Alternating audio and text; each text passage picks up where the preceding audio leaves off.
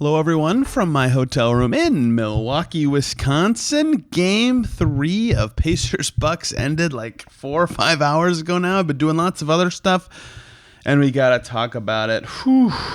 Tony Easter, I cover the team for Forbes and Locked On Pacers. That one is going to sting for the Pacers, and it's going to be remembered a little bit wrong because for 24 minutes, the Pacers were ahead. They were up 10. At halftime of this game, they were close to the first half, was excellent. I actually thought at halftime they had to be feeling great in some ways about this game, but it actually should have been a cause for concern. Halftime, 57-47 Pacers, and the Pacers were shooting 30% from deep. Usually a game like this, when the Pacers have 5 turnovers in the first half, they're right there in the rebounding battle, and they shoot terrible, they feel good at halftime because the second half comes and they start to make shots on top of the way they're already playing, and then they end up escaping. But the actual opposite indicator was the reality, and that the Pacers were actually fortunate. The Bucks were 4 for 23 from deep at halftime and shot under 40% from the field, and were within 10. Once the Bucks got going, the Pacers were the team that should have been in trouble, and that's when all the positive indicators ended. The third quarter was unbelievable Bucks dominance. 39-18 frame, and the Bucks won this game by 16, so that was the difference. And the fourth quarter was 31-26 Bucks. The Pacers won the game if you do the first, second, and fourth quarters all together, but the second half in general, even though the Pacers were in it in the fourth quarter, was just a mess for the Pacers, and it showed a growing flaw in the Pacers' play in this series. What I mean by that is, I've talked a lot about this in writing or on podcasts, that the Pacers have had a lot of long possessions in this series, and they've been done a good job of continuing to crack the Bucks defense and prod and look for shots that they like in these games in a way that makes it so they're not concerned when they're deep in the shot clock, right? But in this game, it did not feel like that. It felt like the Pacers were getting terrible shots a lot of the second half as they got deep in to the shot clock, and the Bucks defense really strangled them. You know, Pacers shot 13-41 from deep despite a great shooting night from Aaron Nesmith and a good one from Pascal Siakam, and only at 34 points in the paint. What were they actually getting? What were they actually generating? The answer was nothing. They were not getting a ton of good looks at all. The Bucks defense was switching more and was quite good. Their best lineup had Damian Lillard, who's not a great defender, but actually defended pretty well in this game. And then Gary Trent Jr., Giannis, Bobby Portis, AJ Green all on the floor. Those 4 guys can all switch and are all decent defenders and provide some sort of offensive utility. You know, people don't think of AJ Green as a good defender, but he was standing up guys. That group was great. It actually slowed the Pacers in a way that got the game going towards the Bucks side. But the Pacers offense was just dreadful. And it's weird to see that for this team. That's their identity. Usually it's very hard to get the Pacers to not generate good shots. That was the story of the first 2 games of the series. But the Bucks did that, and on the other end, their offense was humming, right? Giannis was amazing again, 14 for 19, 12 rebounds, 6 assists, 37 points.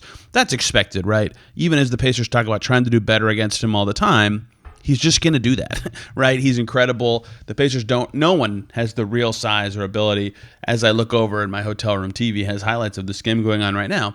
No one can slow Giannis. You can try, you can make it harder on him, but it's the other guys that'll kill you when Giannis is at his best. Today, that other guy was Gary Trent Jr. 37 points. He ties a Bucks franchise record held by Ray Allen for 9 made threes in a playoff game. The rest of the Bucks made 6 total, and 4 of those came from AJ Green. He was lights out money, killer in every way for the Bucks in this game. And on one hand, I think it'd be very easy, as the highlights show him hitting the dagger 3 from the right corner, to say that's an unusually hot game from Gary Trent. It is. Obviously, 37 is absurdly good for him. On the other hand, this is now 3 straight games where the Bucks have had a shooter have a very, very good shooting night. AJ Green in Game 1 hit 5 threes. Bobby Portis in Game 2 hit, I believe, 6. And now this one from Gary Trent. This is highlighting a trend that Pascal Siakam has stressed post-game after Game 1, and he talked about the Pacers not being good getting out to shooters in that game. And I thought that was an interesting time for him to say that, because the Bucks didn't shoot well in that game. And then, it was discussed again after Game 2, albeit to a much smaller extent. And now after this game, even when the Bucks didn't shoot up to their average, they were 15 of 41 from deep as a team, they need to be better at getting out to these shooters. One Buck shooter is going to have opportunities with the way the Pacers are trying to defend Giannis in these games, and one of them has taken advantage every game, and perhaps that can continue if the way the Pacers are defending is going to hold. It's really hard to defend Giannis with multiple guys, with doubles, with traps, and switch on him and make him think, and defend these shooters really well. The Pacers have had some success with it, right? They've been winning at halftime of all these games, but it's really hard to do that in practice. So on one hand, I empathize with them trying to do something that's very challenging. The Bucks are good. On the other hand, this was the worst they've executed it. Like, there was 1-3 Gary Trent took from the left corner where Aaron Nesmith, who was just doubling Giannis 2 seconds before, was the only person who recognized Gary Trent was wide open and ran all the way across the floor for what should have been an X out where he recovers to someone else to contest it. Like, there was just a lot of not great defense from the Pacers in this game, even though Dame never got going. 7 points on 12 shots for Dame. So if Dame gets going, the Pacers are really going to have to either up their defense on Giannis or some of these shooters because, I mean, they struggled on both ends in that second half in a way that absolutely killed them. Some minor things to keep an eye on in this game. The buzz among fans, the rotation for the Pacers in this one. I certainly thought there were some lineups that were unexpected, let's say. The combos were perplexing to me, not necessarily the players. They turned to Ben Shepherd in this one. Nembhard fouls in the first half meant they needed perimeter defense on Damian Lillard.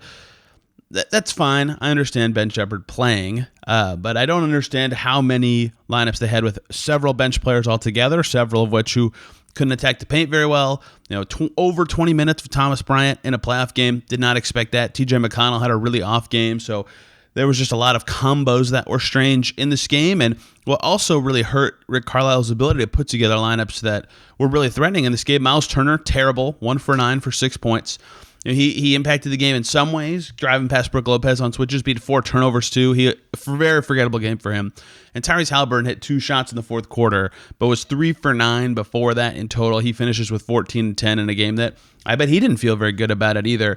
Andrew Nembhard going 2 for 8 as well means 3 Pacers starters combined went 8 for 28. They just need more from that group. They have a lot of wiggle room rotationally to cut out some of the fat of their bench groups with their starters to play better and actually make shots, but they weren't generating good ones. It took them forever into the shot clock to get their looks. They didn't like how stagnant they got at times, not running their stuff. So lots for the Pacers to work on, keeping their flow offensively, trying to defend shooters and Giannis a little better, tightening up the rotation just a bit in a very now important Game 4 in Milwaukee on Sunday. But they've got to be careful. The Bucks appear to be getting better from game to game in this series.